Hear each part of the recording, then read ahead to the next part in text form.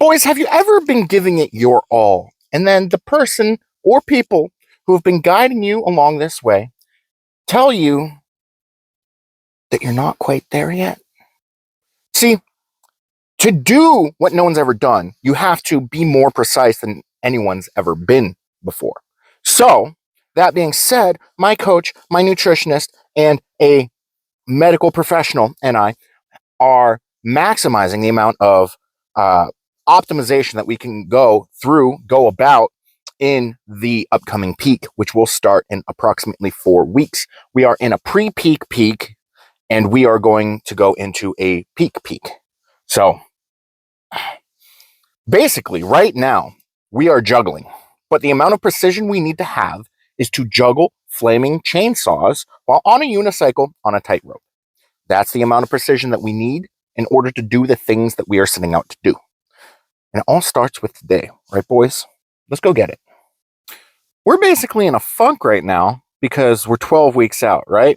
We're 12 weeks out from the Ghost Clash 3 in Miami, Florida, where we'll be going up against other big name lifters like Craig Foster, Shane Haller, all the big dogs. But the conversation I had with my coach the other day, I believe it was yesterday, continued on until today, where we realized that it's not that the effort that I was putting into was not adequate. It was adequate, but for a normal person, it would have been adequate, if that makes sense. And we're stepping into the realm of not being normal anymore, more than just having a quirky sense of humor and a really awkward personality that can't talk to women. We're getting to the point where being average, just following the rules, just following the protocols is not going to cut it anymore. We have to be more precise. Yeah, we're hitting all the measurables, but we're not. It's almost like we're getting the right answer without showing our work, if that makes any sense.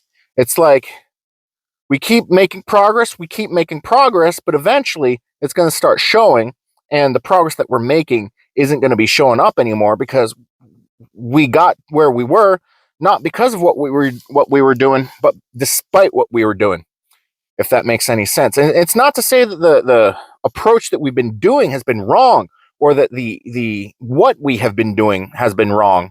It's just we've reached a level where we need to elevate. And we're in a funk right now, right?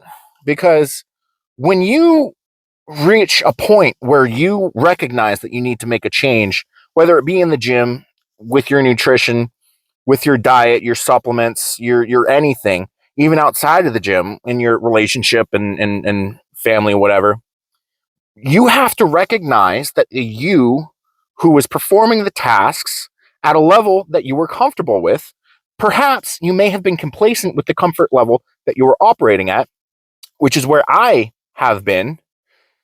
You have to end that self.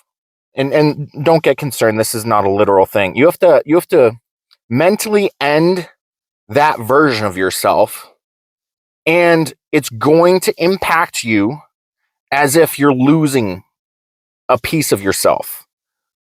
For if that makes sense at all. It's not that you're losing a piece of yourself, it's you're accepting the inadequacies of yourself, and you have to end the version of you that's allowing yourself to be inadequate. And it sucks. It does. And the way that it impacts you mentally is you basically have to go through the stages of grief, because you're losing your comfort buddy.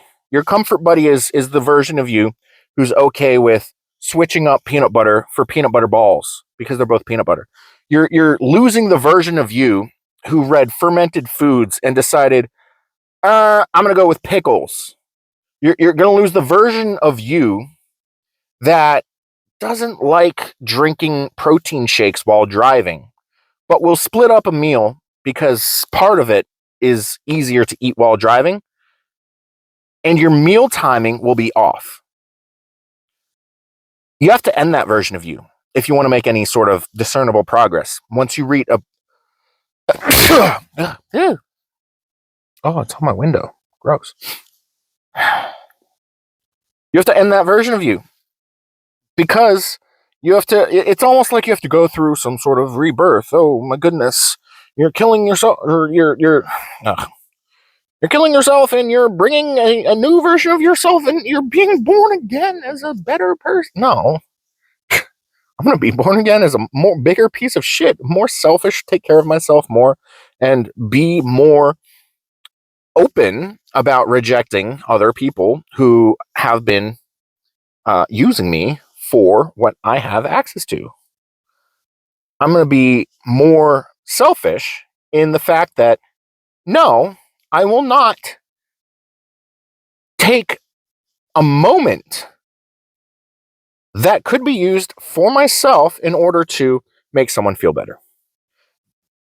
Because that moment could be utilized in a more productive manner that will add pounds onto my total, whether it be taking my supplements at the correct time, whether it be eating my food at the correct time, taking walks randomly throughout the day so that I can have a better rate of recovery. Because you can do, if you can throw everything at the same time, but it's not going to work as well as it is if you spread it out.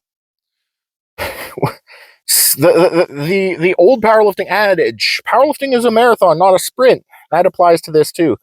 You can, if you are taking your supplements and you're not timing them and you're taking them all right before you go into bed, they're not going to have the same efficacy as if you had properly timed them, taken your D3 with your K2 or your B12 with your lion's mane at this hour, at this minute of the day, with this meal, this many moments between having your breakfast, having your lunch, between waking up and taking your first dump of the day, right?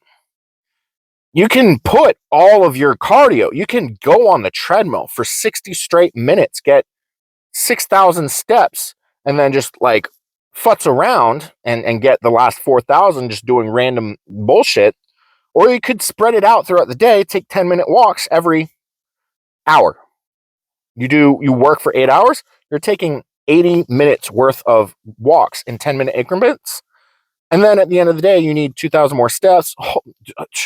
You probably got those 2,000 steps by simply getting out of your chair and going to the fridge, getting out of your chair, going to take a dump, getting out of your fridge and going to wherever you watch your porn. Like, these are the small optimizations that I'm talking about. And all those examples, well, most of them, for the most part, and I'm not going to delineate which ones are the actual accurate examples of what I have been doing versus what I need to be doing, right? So if you have a goal, right? And here's my advice to you, and it is probably going to be some of the best advice that you ever receive when it comes to achieving your goals, is write down your goal, write down the steps required to achieve that goal, and write down the steps you are taking to achieve that goal.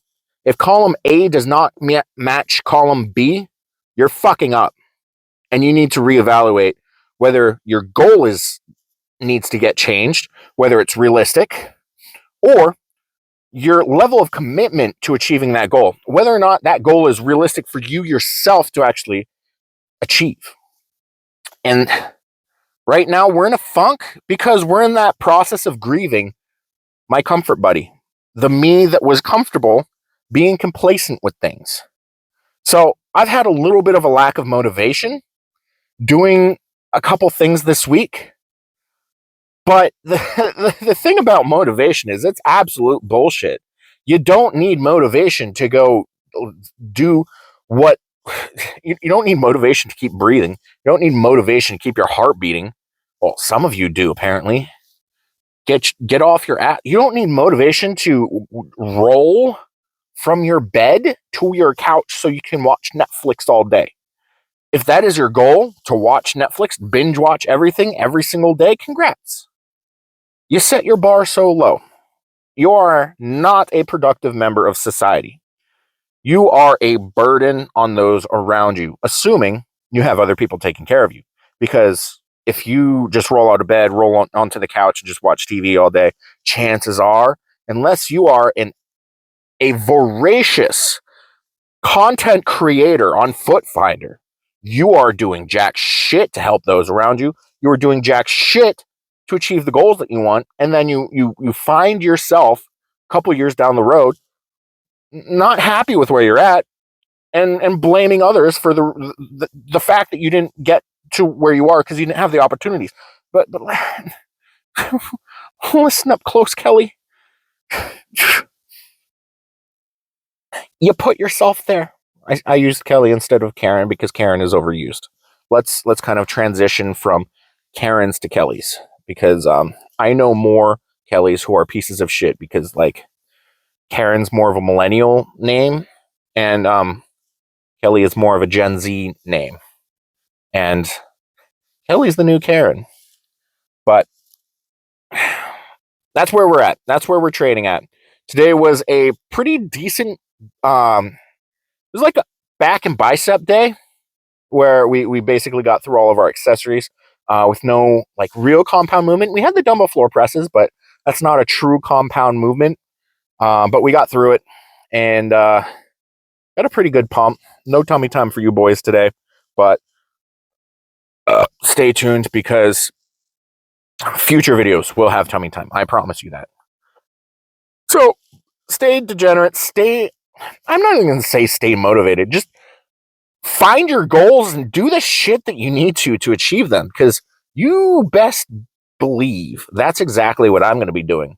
And let's all take a moment to mourn the losses of our comfort buddies, of the versions of us who were pieces of shit that didn't do jack shit to achieve our goals, that got complacent in making progress rather than taking strides towards achieving our goals. You can walk places, but if you could bike somewhere or you could drive somewhere, why aren't you biking or driving?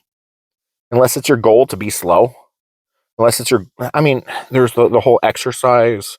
I'm walking for exercise. Just like cut that out of this argument, because like some people do walk everywhere for the sake of exercise. I went to high school with someone who lost like 200 pounds over the summer just walking everywhere. Real cool, dude. But go hit your goals. End the version of you that's complacent and holding yourself back from achieving those goals, because that's what I'm doing. That's exactly what I'm doing. That's the excuse I'm going to use to avoid talking to women. All right, anyways, Patty out.